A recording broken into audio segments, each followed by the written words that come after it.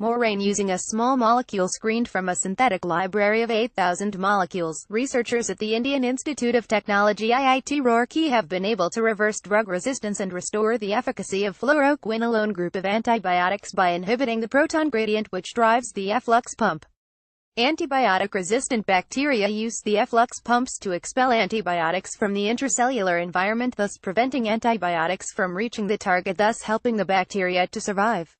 By inhibiting the proton gradient using the small molecule, the team led by Professor Ranjana Patania from the Department of Biotechnology at IIT Roorkee was able to inactivate the efflux, leading to an effective buildup of antibiotic inside the bacteria and subsequent bacterial death.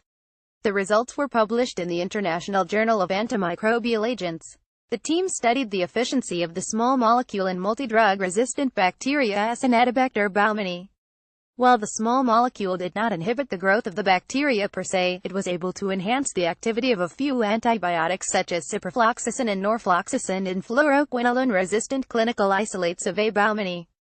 A. baumannii causes pneumonia, meningitis and urinary tract infections and is one of the most prevalent hospital-acquired infections across the world. ESKAPE pathogen. The reason for using small molecule to target A. baumannii is because it is among the 6 ESKAPE pathogens: Enterococcus faecium, Staphylococcus aureus, Klebsiella pneumoniae, Acinetobacter baumannii, Pseudomonas aeruginosa, and Enterobacter species that cause the most hospital-acquired infections, says Atn Sharma from the Department of Biotechnology at IIT Roorkee and one first author of the paper. Since discovering new antibiotics takes a long time, boosting the activity of existing antibiotics by inhibiting the mechanism that prevents the drugs from acting will be a viable alternative, Sharma says. Since the molecule inhibits the proton gradient, it can potentially inhibit a wide variety of proton-driven efflux pumps in many multi-drug-resistant pathogens, says Professor Patania. They found that a lower dosage of antibiotics were sufficient to kill the bacteria when used along with a small molecule. In the case of clinical isolates of A. baumannii, when 25 micromolar of the inhibitor was used along with the antibiotic, there was a 64-fold reduction in the minimum inhibitory concentration, the lowest concentration of the compound required to inhibit the visible growth of a pathogen of both ciprofloxacin and norfloxacin. The use of small molecule inhibitor not only restores the efficacy of antibiotics but also decreases the frequency of resistant bacteria, she says.